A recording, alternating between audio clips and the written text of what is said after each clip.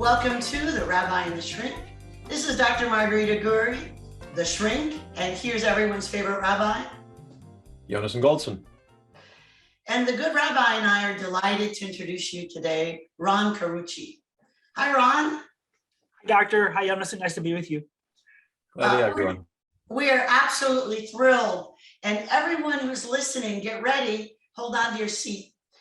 If you want to learn how to be honest and lead with power of truth, justice, and purpose, you have tuned into the right episode.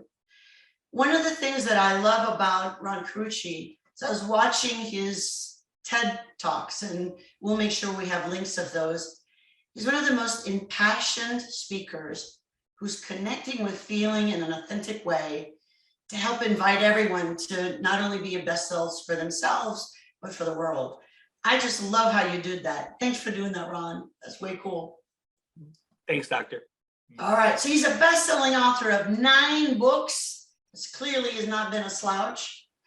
He has an Amazon bestseller, #1, Rising to Power, which is a good name for that. He's a regular contributor to the Harvard Business Review, Forbes, Fortune, CEO Magazine, Business Leader, MSNBC, Business Week, Smart Business, blah, blah, blah. And now to the Rabbi and the Shrink. So we're just very honored to have him here. So how did you get started with doing all of this? You know, the whole idea of power of truth, justice, and purpose. How did that get started for you? Well, we began the research probably 9 years ago. And who is we? With a 10-year study we did for the book Rising to Power. We had 2,700 interviews at that point over 10 years collected. And we used some really cool artificial intelligence, IBM Watson software to sort of analyze the data to see what it could tell us about why was it that so many leaders rising up at organizations were failing? Why is it that we've been okay with half of them flaming out within 18 months? And we wanted to know more about why that was, because we felt like many good-hearted leaders weren't getting their chance to be successful the way they should have been. And so we spent years studying that and writing the book, and what we really believed was solving the problem, making sure that no leader ever had to elevate to broader levels of responsibility and not be successful. Fast forward 5 years, and now we have 15 years of data with 3,200 leaders in our database that we had interviewed. And we thought, I wonder what's in that basket now. You know, we had isolated the data for individual behavior for the first project. We thought, what could it tell us about communities and systems and groups of people? When you put 4 walls up and put a roof on it and fill it up with people, something's bound to happen. Could this data tell us something about how to make that experience better? But this time, rather than giving it a hypothesis and saying we're looking for information or correlations in this, we said, what should we be asking you? What places in this data are there interesting connections that we should be wondering about to see just how intelligent the data was, or the technology was? Well, it turns out the software came back with very interesting drill sites of go look here because there's something really fascinating about the way this data is loading on each other. And one of those places was about truth-telling and honesty, and the places in communities of people that it happens and the places that it doesn't. So we went and I thought that would be compelling if there were a way to predict the conditions under which people would tell the truth and behave fairly and the conditions in which they wouldn't. That would be a compelling thing to learn. At this point, there was no vision for a book on the horizon, but I just thought, what can we learn? So it turns out it came back to us with 4 multiplicatively predictive conditions that can tell us the kinds of places in which people will tell the truth and behave fairly and serve a greater good, and the kinds of conditions under which people will lie, cheat, and serve their own interests first. And it was compelling. And of course, some of the conditions we found were all things that are hiding in plain sight in organizations that we just assume are nuisances or part and parcel of having to work in a big company or a community of people, and that we've written off as annoyances, but turns out they actually are creating great risk. So it was compelling enough. I wanted to tell the stories of people who lived the good part of the story. I was a little tired of hearing the villain stories. we heard about Theranos to death. We watched documentaries. We've heard about Wells Fargo toward blue in the face, Volkswagen. We just don't need to, I don't need to tell those stories anymore. And I don't want to dignify them. I had to believe that there were hero stories of people, leaders and organizations living out lives of great purpose and living out lives of great integrity and justice and impacting the world for greater good. And I wanted to tell those stories. And so I went and found an enormous collection of them, to my great surprise. And it was an incredible privilege to curate their stories and to hold them up as exemplars of what we found in the research. That is amazing. There's So so what many- are the 4 conditions? Oh, sorry, Rabbi. No, just there's so much there to unpack, when we could go on for hours just We could. coming off from that. But there's a story and there's a meta story here. If I understood you correctly, you put the data in to see where the data would lead. And I don't remember who said this, but I think it's brilliant that we're living in an age of decision-guided facts as opposed to fact-guided decisions. And it was just so refreshing about your story is that you tried to go in without preconceptions. Where does the data take us? Where does the knowledge take us? Because that is the road to wisdom. The moment we decide where we want to go, we're in danger of ending up there, whether we actually belong there or not. Well, and how many, I mean, God bless the academic community, but they have an X and a Y hypothesis that they have to prove. And it should come as no surprise in a publish or perish world that they often prove their hypothesis.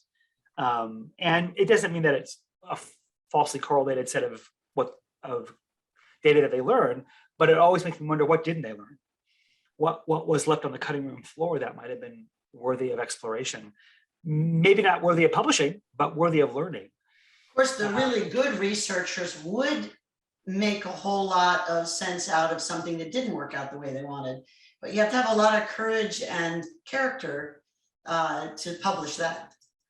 Well, and we had no skin in the game, right? We had No, you this, didn't. I mean, I was curious. I don't know that I thought much about what was going to come back, other than I wanted to know. I mean, I've always been fascinated by human endeavor at scale and what it is groups of humans can do that individuals can't. And that's my fascination. And so we had already learned what we wanted to learn about individual humans, leaders, and what makes them optimal in their influence. I wanted to know what makes bigger groups of people more optimal when they come together. Because listen, there's no shortage of stories of dysfunction and political, toxicity and all the things that can go wrong in an organization when you take 4 walls and fill it up with people. But what if that didn't have to be the way it was? What if there were other ways to bring together lots of humans together in shared endeavor and watch their glory thrive? There's nothing more offensive to me than wasted human glory. I love the way you talk about that.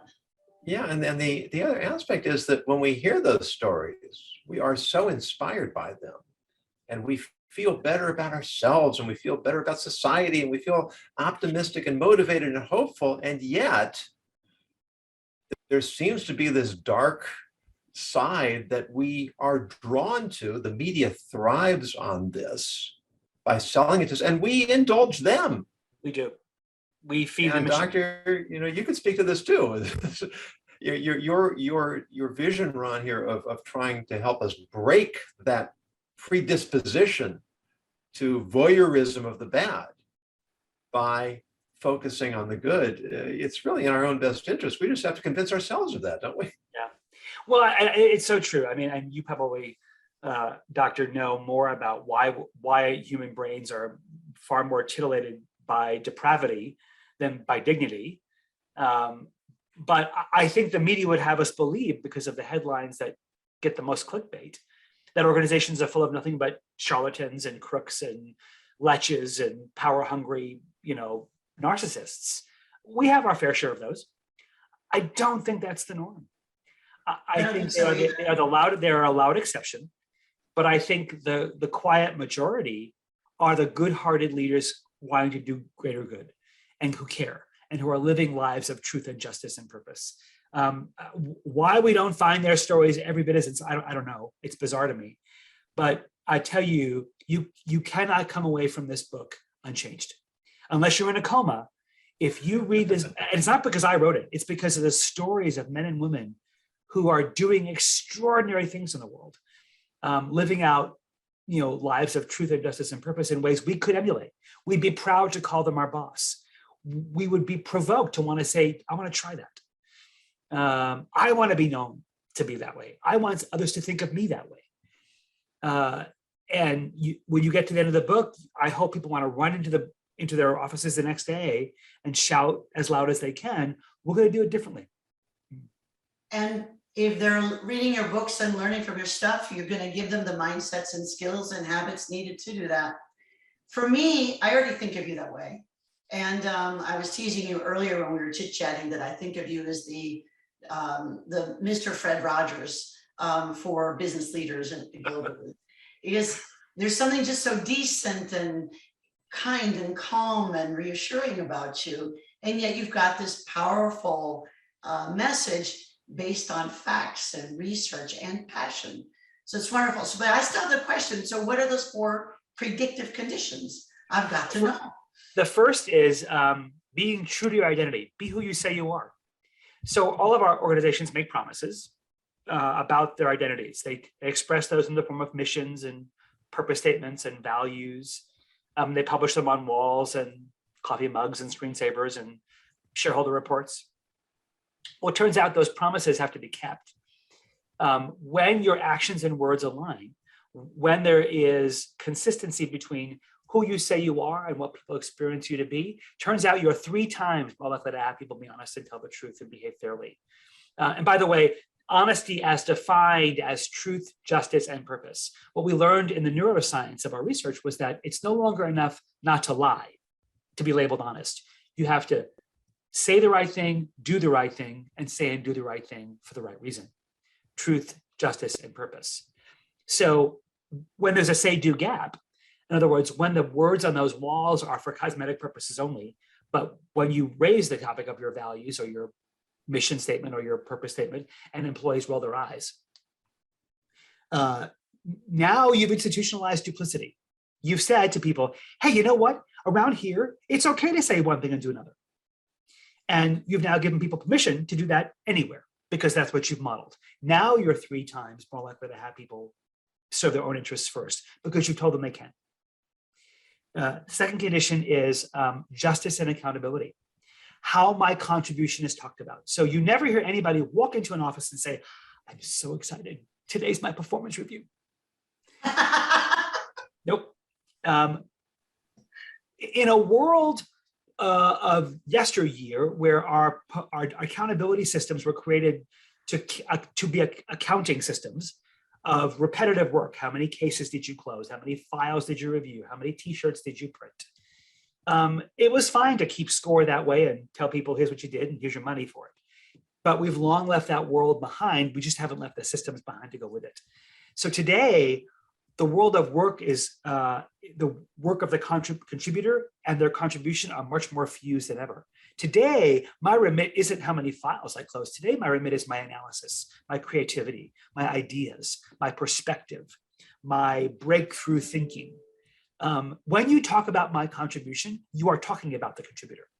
You cannot separate those. And if you talk about them without dignity, meaning honoring what I gave and even honoring where I fell short, and with fairness or justice, meaning I have as much of a chance to be successful as anybody else, when you do that, you are 4 times more likely to have people be honest. But if I think the system is rigged, if I show up looking a certain way with a certain identity or not in a privileged role, and others can be more successful, or if I feel demeaned or demoralized, like a cog in your wheel, when you talk about my work, now you're 4 times more likely to have me be honest, because when I feel wronged, I feel entitled to take. And that's such an important point, just to stop and focus on that one for a moment, that we want to be around people we trust. We want to be in a culture and environment where we feel people have our backs and people can rely on. And if we aren't contributing to a healthy culture, to a culture where there's a sense of fairness, then we're actually creating a more toxic culture that we have to live in. And we are going to suffer from the lack of ethics around us. And we're responsible for that because we created the swamp. But the painful irony, Jonas, is when I feel disempowered, when I feel like I don't have the chance, I sort of succumb to it and become a victim of it. I don't see myself as having the agency to change it, which is unfortunate. When I feel demeaned and demoralized and undignified, I show up less of a human. In those environments, your best talent quits and leaves, but your mediocre talent quits and stays. And that's the person who becomes victim, as you describe. I become part of the toxicity and think that's what I deserve and think that's how it's going to be here. That's what can I do? And it's unfortunate because the systems that should be the most honoring, the most energizing, people should be excited to sit down and talk about their contributions and to talk about the ways they can improve. Not just celebrating good stuff, but saying, hey, this is what you committed to. Then you got us this far, but you fell short. Let's talk about what we can learn. That's today, sadly, not how most of our people experience those accountability systems. The third was governance and how we make decisions. So I walked into a room in an organization with a bunch of people sitting around a table, often referred to as a meeting. And if I sit down at that table and I believe that the person in the front of the room who's standing in front of a bunch of flip charts or a bunch of PowerPoint slides or a bunch of data, and I conclude that the way they're presenting that information is fair, it's balanced, it's objective, and there's two well thought out sides to that story, that there's an even conversation in the room and a decision that has not yet been made or a problem that has not yet been solved. And I'm confident that if I were to offer a dissenting view or a view that contradicts the prevailing view in the room, I'd be welcome to do that. That's transparency. Now you're 3.5 times more likely to have people be honest and tell the truth. But if I walk into that room and I think it's nothing but orchestrated theater, where the data being presented has an agenda, it's being spun in a way to get me to conclude a certain thing. The decision that you're wanting me to help make, you made yesterday, and now this is the retroactive version of getting me to feel included. And the last thing I think you want to hear is a point of view that contradicts anything else that's being said in the room. That's a lack of safety. And so the only way for me to get the truth is to go underground. So now you're 3.5 times more likely to have me be dishonest. And the last one was cross-functional relationships, sort of unity at your organizational seams. We've all seen the classic silo border wars, sales and marketing, supply chain operations, HR and everybody. And we accept those as simply mere part and parcel of what it means to work in an organization. But it turns out those conflicts have real cost because it's the seams of your organizations where real value gets created. Nothing that you do competitively that sets you apart is made by any one function. It's at the intersection of many functions where that breadth comes together, and your ability to resolve conflicts, resolve tensions, create value happens. This is one of the surprising things to us in data. When those seams are stitched well, when there's cohesion, when there are broader communities of people coming together across boundaries seamlessly, you're 6 times more likely to have people be honest. Wow. Because now I feel part of a bigger story. But when those silos prevail, when you fragment the organization, you now fragment the truth. Now I have nothing but dueling truths. My goal is no longer a single source of truth. My goal is simply very, very directly to make sure you understand that you're wrong and I'm right. When that happens, now you're 6 times more likely to have people be dishonest, because you've torn the fabric of the organization apart. There's no longer one story. There are multiple competing stories. The other staggering but sobering aspect of research is that the statistical models are cumulative. So if you're really, really good at all 4 of those things, you are 16 times more likely to have people in your organization tell you the truth, behave fairly, and serve a greater good. But if you suck at all 4 of those things, now you're 16 times more likely to have your organization end up in a headline you never wanted to be in. And they're all factors well within our control. But what we learned in the research is that honesty is not a character trait. It's not some mysterious force we sprinkle over ourselves. It's actually a muscle. It's something you actually have to work at to get good at it. And That's what the Rabbi always says. And you have to work at it every day. You have to earn it every day. What it takes to earn the reputation of being trustworthy today is truth, justice, and purpose brought home every day. And the good news is we can learn. All of our models showed us that it's not an all or nothing proposition. If you improve coherence in your identity, reducing your say-do gap by even 30%, you get a 12% hit in honesty. So we can move the needle on all four of these things incrementally. We don't have to sort of leap as if it were possible. Let me ask you the question that I get asked from time to time. What you're saying is so obvious. Why don't people get it? Is it just that we think we can take shortcuts and get there faster? I said if we could answer that, we'd be very wealthy. Exactly. I have a theory, and it's this.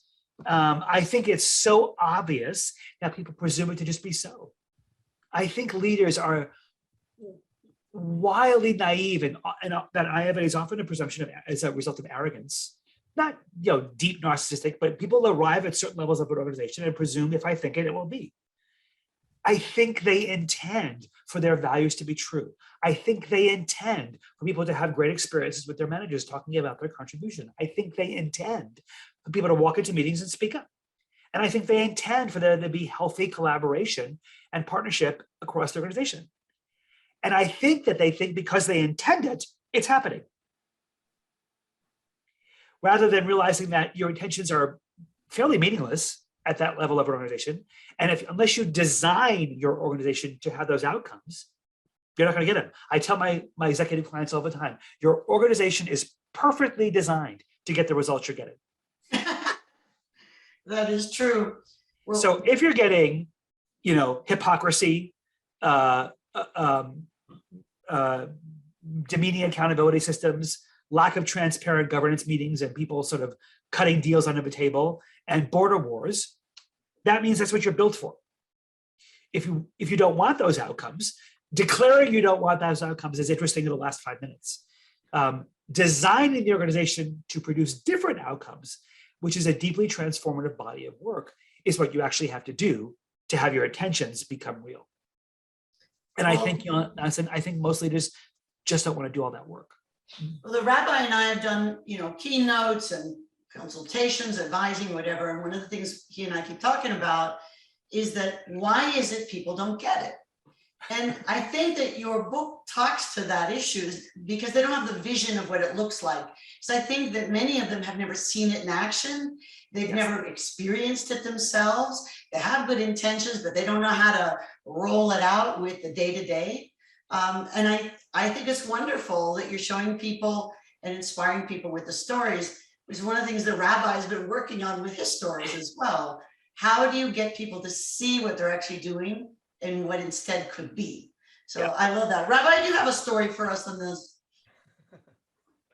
Well, maybe before the story, what really resonates with me about this triad that you keep coming back to, Ron, the truth, justice, and purpose, is that in Judaism we have a fundamental triad of truth, justice, and kindness, although it's in the other direction. But as I thought about it, I think kindness and purpose are very closely aligned, because kindness is acting in an outward way to benefit others. Yes. And I think ultimately that's what purpose really is. Yeah. So on the one hand, you have this outward desire to do for others. It's balanced against this sort of internal sense of what's right and what's just. So for instance, charity on the one hand and work ethic on the other, personal responsibility on the other. And when you find a way of synthesizing or balancing those two, then you get to truth. And it's a very powerful model. And then the image of three is so fundamental. We know that the three represents foundation, that in architecture, in engineering, and in philosophy and in speaking, we always talk about the power of three. There's something in the natural world that three is really the foundational building block or structure that supports everything else. So I just find your model extremely compelling. Brilliant exegesis. I just loved that. I bet we're recording it. It's I think one of the great things we found in the neuroscience is that our brains come hardwired for just what you described, Rabbi. It's what we're naturally created to want and to be. The unfortunate thing is that our brains don't, unlike our cell phones, don't come with restore factory settings buttons.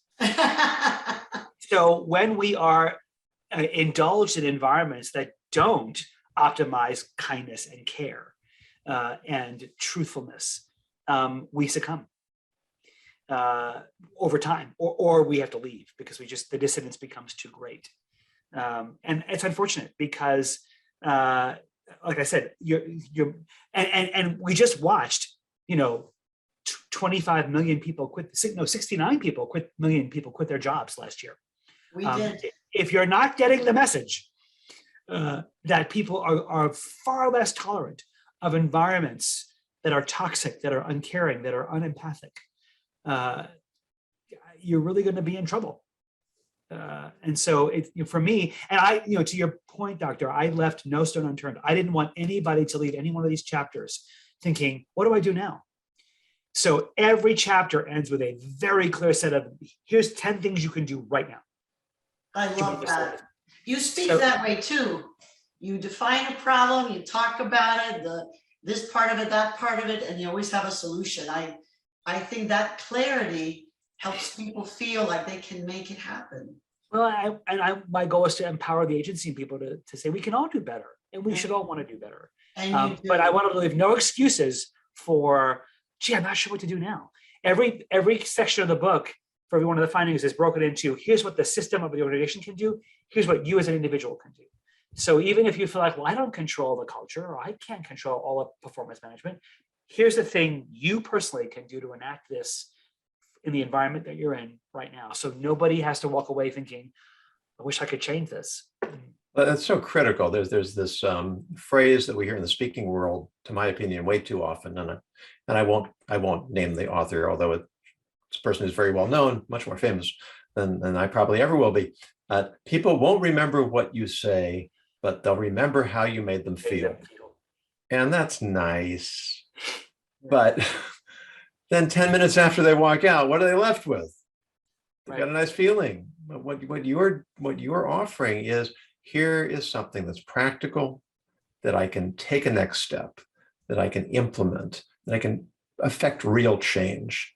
And I can feel good about that too, but that feeling is going to last and go on and on and on and perpetuate and spread in a way that this momentary feeling of inspiration is very unlikely to. The Fred Rogers, very well done. But we could talk to you forever.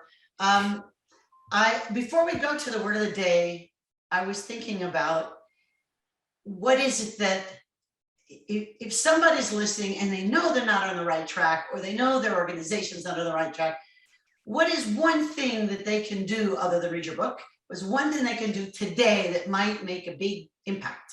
Well, I listen, we all just, I think as a psychiatrist, you would say always start with you. And the one thing I invite readers to do in the book, and I would invite your listeners to do, is to be honest about, we first have to be honest about our dishonesty. University of Massachusetts says we all lie on average twice a day. I would invite you to, at a minimum. I would ask you in a quiet moment of your life, use a journal, but to look back over the last 8 or 10 days of your life, and no one ever has to see this, and think about the moments where you were not true to yourself, the moments where you embellished data to your boss, the moments where you were curt to your spouse, the moment where you treated somebody disrespectfully, the moment where you hid information from a direct report to avoid hurting their feelings. Pick the moments, you know what they are. Yeah. Where you were, what that brought you to your dishonesty. And what I can guarantee you, and Doctor, you can back this up, is that they're not random. No. Those moments, you will see a pattern.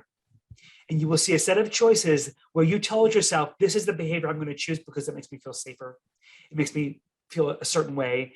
I believe I'm appearing a certain way. I'm engineering a certain response from others. And if you want to live a more honest life, you have to rescript the narratives that bring you to your dishonesty. You're making choices, even with good intentions, that are less than who you are, that are less than your best self. And the lie you tell yourself that this is okay, or that I feel safer, or that I feel XYZ, or I think they now think this about me, they're not true. People see right through that stuff eventually. And all you're doing is causing yourself needless suffering. So I would ask you to spend time thinking about what are the patterns or the experiences or the people or the triggers or the environments that bring you to your dishonest self. And ask yourself, if that narrative were to say something else, would I choose a different behavior? That's where honesty begins. And the minute you can need to make different choices in those moments, you'll be able to much more graciously invite others to do the same. I love that. So of course it starts with me and you. Every person has that. And that's why it's so scary. That's why people need courage. And that's why they need. And we need each other, right? We really do. We can't do this Absolutely. alone. You know, those moments of discovery, even if you keep them hidden from other people, they're your best transformations in the hands of somebody who cares about you, loves you, and knows you're dishonest anyway. Yeah, And that's why we have to you surround need each ourselves other. with quality people. Absolutely. people who have the courage to tell us, that didn't go so well. Then, you want to redo that, and I think it's nice. Here's the hard litmus test. The hard litmus test is this: for if you're a leader, if you don't have somebody coming into your office once or twice a week telling you something that makes you uncomfortable, Yes. you can be very confident your leadership sucks. Because they're telling somebody. You are the topic of stories at the dinner table of people you lead every night. Absolutely. If you don't know what stories they're telling, you should want to find out. Oh, that's funny. All right, well, Rabbi, I think it's time for the word of the day. It actually is, and Ron, you teed this up for me perfectly. I've been saving this word for weeks. I've been waiting for just the right opportunity, and that moment has arrived. Ta-da! It's a word that I heard from the British satirist Andrew Doyle, and it's always impressive to me when people use words like this in conversation, words that I've never heard of before. But the word is casuistry. Never heard of it. Casuistry. Now, when I heard it, I thought it was a manufactured word from kazoo, right? Right? Noise coming with that sort of resembles music, but isn't really. But I looked it up and I found no, it's actually an authentic word.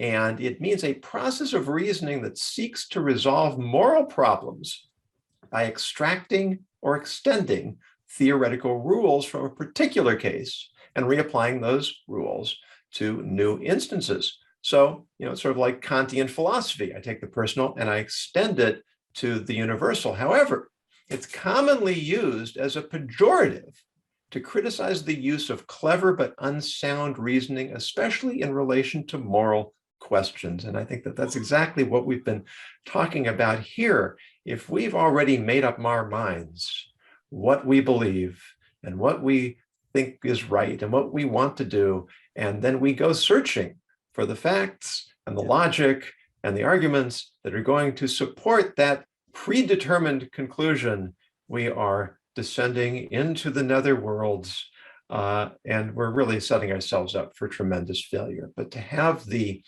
intellectual integrity, the intellectual humility to say, I don't know what the truth is, where the truth lies, but I want to find it. And now I use my data collecting resources, and I use my human logic to guide me in an authentic search for truth. I believe we will get there, especially when we surround ourselves with people who are similarly committed. And if we do that, we're going to create environments and societies and communities that are healthy, that produce the kinds of heroes that inspire us, and not the kinds of villains that we hear way too much about. Wow. And Well said. speaking of heroes, see what you inspired, Ron? That's a good word. That's a good word. So do you have some final words of wisdom for our audience. I do have to say that I'm beginning to see you as Fred Rogers with the sweater, but maybe also a cape, sort of superhero cape to help everybody with truth, justice, and the American way, or perhaps purpose. So what do you say, sir? Final words of wisdom. Gosh, the rabbi's a tough act to follow there. He always is. I think I would build on what he said and start every interaction you have with all I see isn't all there is to know. All I know isn't all there is to know. We all have cognitive biases. We all have templates through which we interpret the world that we're certain of. Our brains are miserly. They're lazy organs. They don't want to work hard. And when you feel a moment of pinch, of defense, of something somebody says just doesn't fit your template of the world, step back and use your casuistry and ask yourself, is there another way to see this? Must I respond and universalize their truth as my lie? Could it be that there's more to know? And let yourself be curious enough to suspend disbelief in that moment and let someone else's truth prevail alongside yours, even if you never agree. Find out who's the person in your organization that when you hear their name, you sneer. That when you see them in your caller ID, you think, oh, what do they want? Who's your they? And what would it take for your they to become part of your we? Pick up the phone and go have coffee. And just decide that there's something about them to learn. Because remember, you're somebody's they too.